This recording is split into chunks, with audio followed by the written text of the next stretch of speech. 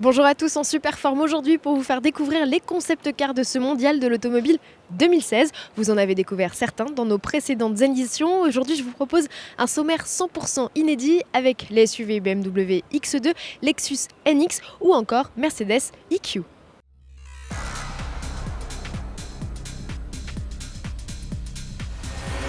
Pas moins de 20 concept cars sont exposés cette année au Mondial de l'Automobile de Paris. Des supercars, des électriques, des supercars électriques et la grande tendance du moment, des SUV. Chez BMW d'ailleurs, on donne un avant-goût aux visiteurs du futur X2. Depuis 2008 et le lancement du X6, chacune des variantes de SUV connaît sa déclinaison coupée. Vous aimez? Ça tombe bien car les traits de ce baroudeur citadin sont à 95% ceux du modèle de série, celui-là même qui viendra concurrencer au printemps 2018 les nouvelles moutures du Range Rover Evoque, du Mercedes GLA et de l'Audi Q2, même si ce dernier est un peu plus petit. Côté technique, les informations sont minces, on sait juste que le X2 partage sa plateforme avec le X1.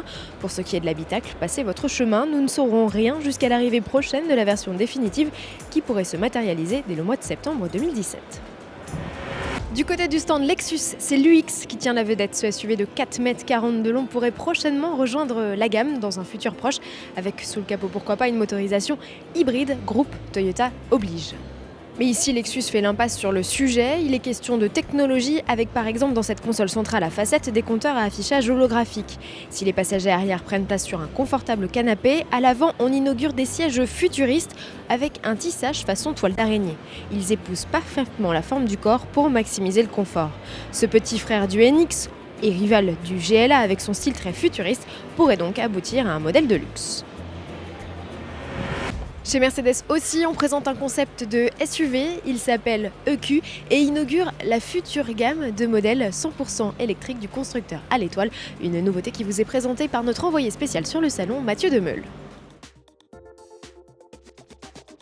Chez Mercedes, le futur sera électrique. La preuve avec Génération EQ, un concept de SUV qui inaugure la nouvelle branche électrique du constructeur à l'étoile. Au menu, des traits lisses, une calandre massive et bleutée ou encore des rétroviseurs équipés de caméras. L'intérieur, lui, nous emmène déjà vers demain, avec notamment ce gigantesque écran OLED qui fait office de tableau de bord et de système multimédia. Mais surtout, le nouveau venu dispose de deux moteurs électriques, l'un situé sur l'essieu avant et l'autre sur l'essieu arrière. Le tout développe 408 chevaux et est associé à une transmission intégrale. De quoi envoyer le SUV de 0 à 100 km/h en moins de 5 secondes. La batterie, elle, est logée dans le plancher et permet à la bête de parcourir jusqu'à 500 km sur une seule charge. La version de série de génération EQ pourrait voir le jour dès 2019, voire 2020. Elle fera alors partie des 6 modèles 100% électriques que Mercedes entend lancer d'ici 2024. Tesla n'a qu'à bien se tenir. Modèle X qui est également présenté sur ce mondial de l'automobile de Paris et que nous vous présenterons très prochainement.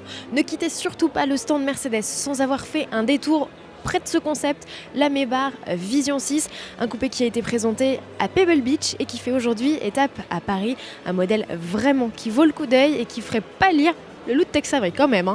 Alors sachez que ce modèle est animé par un moteur électrique de 750 chevaux et qu'il serait capable de parcourir jusqu'à 500 km avec une seule charge. C'était la parenthèse glamour de ce JT, mais ne perdons pas de vue notre thème initial, les SUV. Chez Infiniti, on présente un concept qui n'a rien d'inédit, c'est le QX Sport Inspiration, déjà dévoilé lors du salon de Pékin, un modèle qui préfigure très fidèlement le QX50, futur concurrent de l'Audi Q5. Et en évoquant le Q5, clin d'œil pour finir à son cousin ibérique, l'ATK, qui s'offre à Paris une nouvelle tenue plus aventurière. Au menu pour le modèle Seat, une garde au sol relevée, des suspensions raffermies, des pneus all-road, des jantes exclusives de 18 pouces, un nouveau pare-choc avant et des sabots avant et arrière. Techniquement, c'est le moteur 2 litres TDI de 190 chevaux qui prend place sous le capot. Il s'accompagne d'une boîte de vitesse DSG à 7 rapports et de la transmission intégrale permanente 4Drive.